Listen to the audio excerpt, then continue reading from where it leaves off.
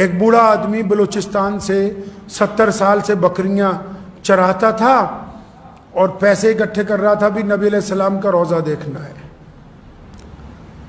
تو پیسے اتنے نہیں ہوئے تو اس سال اس کو خیال آیا، ابھی اسی سال ساری بکریاں ہی بیچ دی. جھونپڑی میں رہتا تھا تو پیسے اکٹھے ہو گئے، ویزا لگوایا عمرے کے لیے. تو گاؤں کے سرپنچ نے کہا کہ واپس آ کے کیا کھانا پینا ہے، یہ تو سارا ہی مال مویشی بیچ دیے، سب کچھ بیچ دیا. اکیلا آدمی ہے، 80 سال کی عمر ہے، سب کچھ بیچ دیا. اب مکہ مکرمہ پہنچا، عمرہ کیا. تو جب پیارے نبی صلی اللہ علیہ وسلم کے روضہ مبارک پہ پہنچا تو آپ صلی اللہ علیہ وسلم کے حضور سلام پیش کیا. تو وہاں مدینہ منورہ میں کوئی عرب بیٹھا ہوا تھا. جب اس نے دیکھا تو 80 سال کا بندہ ہے، سر پر رومال ڈالا ہوا اور اپنے گاؤں کا روایتی لباس آبا پہنا ہوا ہے. یہ آپ کا قصہ سنا رہا ہوں آپ کو میں. تو اس نے ان کا چہرہ دیکھ کے وہ کہتا میرے دل میں خیال آیا، یہ کوئی سند نہیں، وہ کہتا میرے دل میں خیال آیا کہ اس بندے کی شکل دیکھو، اس کا لباس دیکھو، اس کی سادگی دیکھو، اس کے کپڑوں کا موٹا پن دیکھو، اس کا سانولا چہرہ دیکھو، اس کی نورانی داڑھی دیکھو، اس کے چہرے کی جھریاں دیکھو. ایسے لگتا ہے جیسے ہزاروں سال کوئی پرانا، ایسے لگتا ہے جیسے صحابہ کے دور کا کوئی بندہ آج مدینے میں آ گیا ہو. تو وہ یہ بول کے ویڈیو بنا رہا ہے، ایک بندہ ویسے ہی دور بیٹھا ہوا، جس طرح آج کل عادت ہے لوگوں کی کہ مجھے لگا کہ یہ بندہ ایسا لگتا ہے دیکھنے میں. تو اتنی سی بات اس نے کہا کہ وہ ویڈیو پوسٹ کر دی.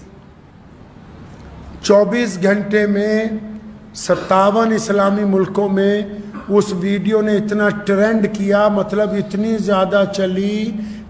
زیادہ چلی کہ وہاں کی حکومت کو، وہاں کے گورنر کو، اس بوڑھے آدمی کو ڈھونڈنے جانا پڑا کہ یہ تو رسول اللہ کا مہمان ہے، کہاں ٹھہرا ہوا ہے. وہ تو غریب آدمی تھوڑے سے پیسے ساری بکریاں بیچ کے عمرے کے لیے آیا.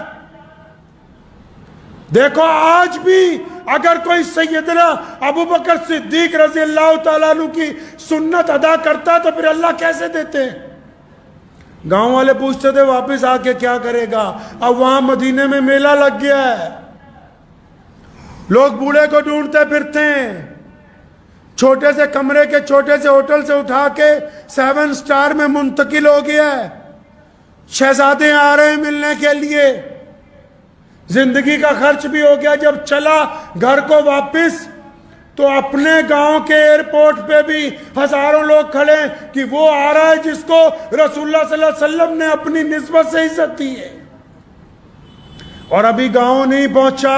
حرمین شریفین کی جو کمیٹی ہے جس کے چیئرمین ہوتے ہیں بڑے امام مولانا عبد الرحمن سدیس، اس کمیٹی میں یہ گفتگو آ گئی کہ ایک ایسا بندہ آیا جس کے لباس سے اور جس کے طرز سے، جس کی سادگی سے کروڑوں مسلمان متاثر ہوئے ہیں. تو انہوں نے لکھ کے حکومت کو بھیج دیا کہ اس کو واپس بھیجو، یہ والا حج ہمارے ساتھ کرے گا.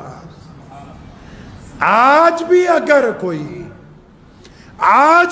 کوئی سیدنا ابو بکر کی سنت کو ادا کرے تو اس کو اتنا مرتبہ مل جائے، اور اگر رسول اللہ صلی اللہ علیہ وسلم کی سنتیں ادا کرے تو بندہ کہاں سے کہاں پہنچ جائے. وآخر دعوانا ان الحمدللہ رب العالمین.